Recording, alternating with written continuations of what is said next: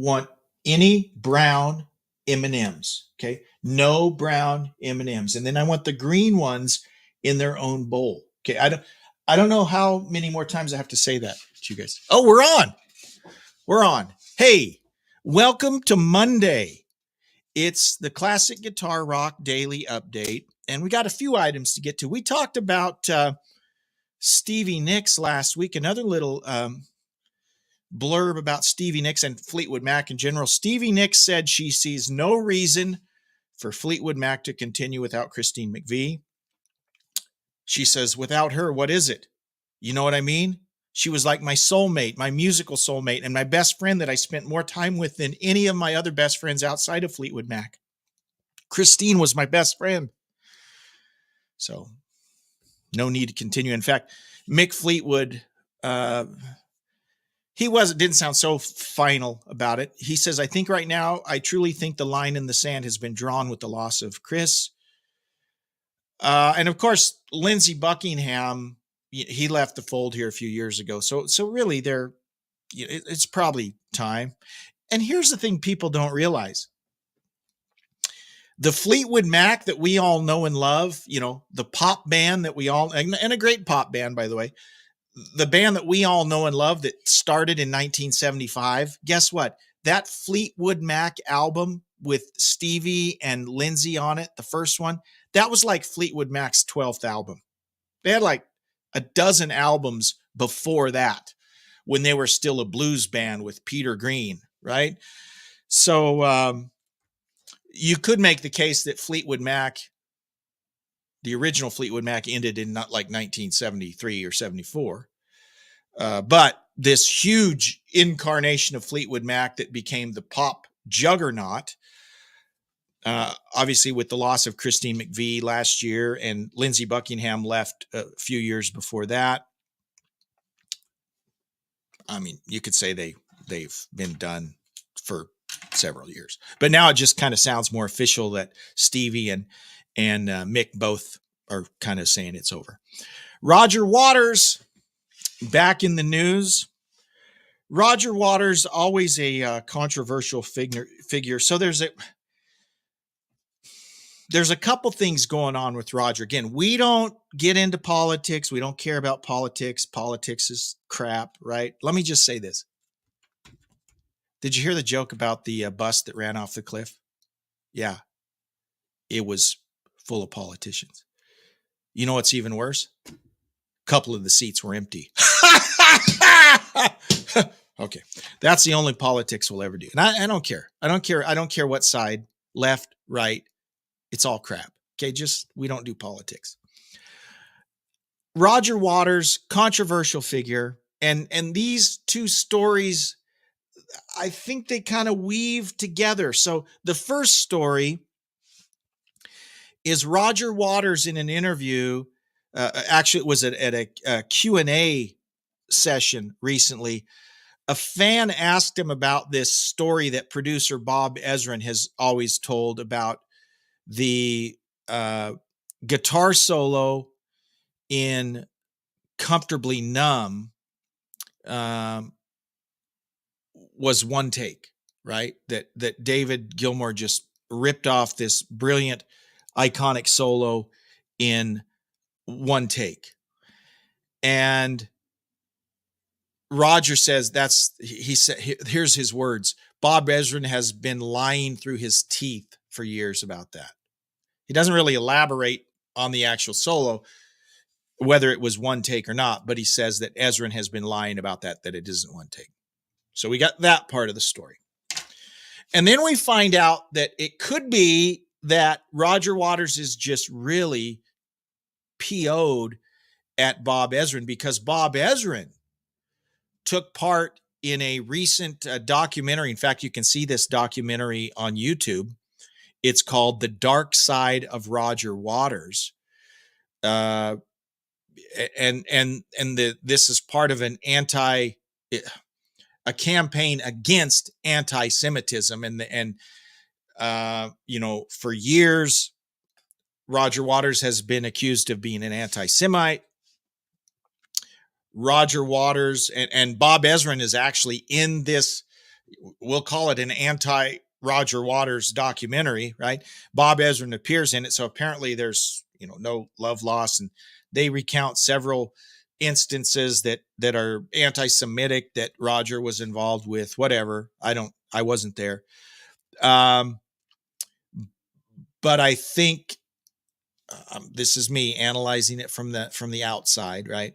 I think that Roger is mad at Bob Ezrin, and so that might be fueling some of this. I don't know. It's just, isn't it great when musicians just play music? It's a wonderful thing. But Roger Waters did say this, a statement posted on his website on Friday. He says, quote, "All my life, I have used the platform my career has given me to support causes I believe in. I passionately believe in universal human rights.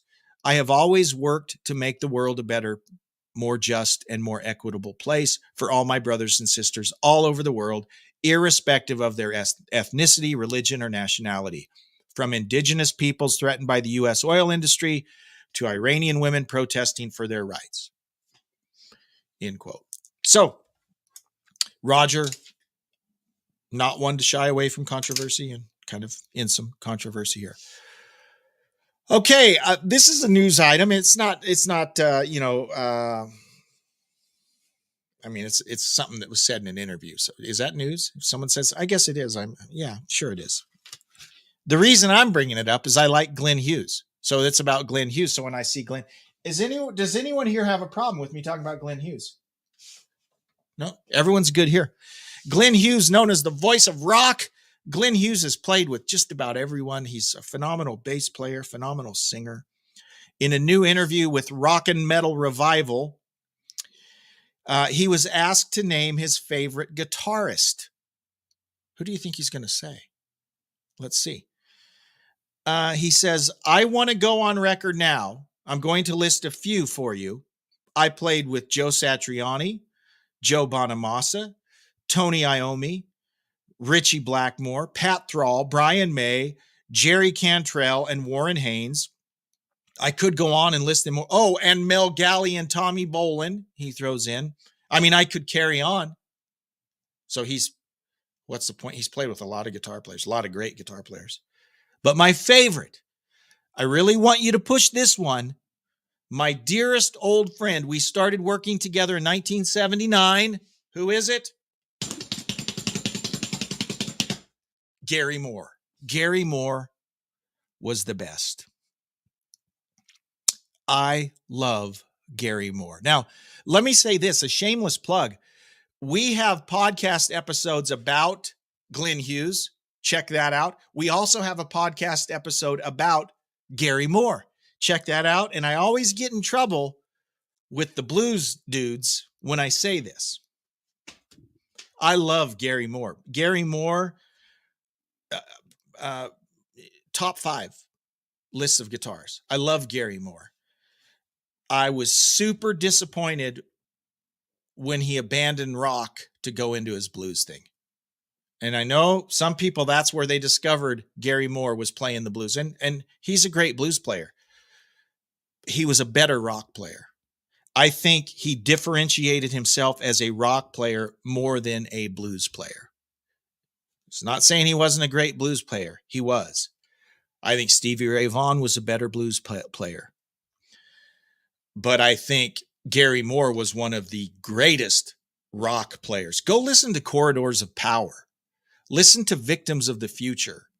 Man, that guy is phenomenal. And he never got big in the US, really, and he never got super big, but it was blues that kind of exposed him to a bigger audience in the US. But man, he had 3 or 4 albums before his blues phase that were rock masterpieces. I just think he was better as a rock player. I'm not going to apologize for that. I loved him as a rock player. I thought he was a great blues player, but he was a phenomenal rock player. That's all I'm going to say. Very sad when Gary Moore passed away. Last item for us. I got excited when I saw this because I thought this was, this is cool. They're branching out. They're diversifying. Legendary rockers AC/DC will celebrate their return to the stage by launching the AC/DC high voltage dive bar in Indio, California.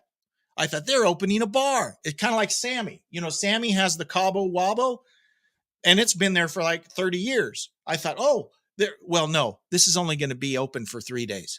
It's only going to be open during the Power Trip Festival, which happens this coming weekend, right? Power Trip Festival features AC/DC and a bunch of, I don't remember all the bands. A lot of great classic rock bands are going to be, it'd be a great show to be at. So they've announced they're opening this bar that will just be open during the 3 days of the Power Trip Festival. But it's kind of fun. The bar's located at 82971 or 82971 Bliss Avenue in Indio, California. It's open October 5th through October 8th from 11 a.m. until 10 p.m. So you can go in there and buy some AC/DC merchandise and you know, what have you if you're there attending the Power Trip Festival. Sounds like fun. Thank you so much for watching. That's it for today. Tune in tomorrow for our next edition of the Classic Guitar Rock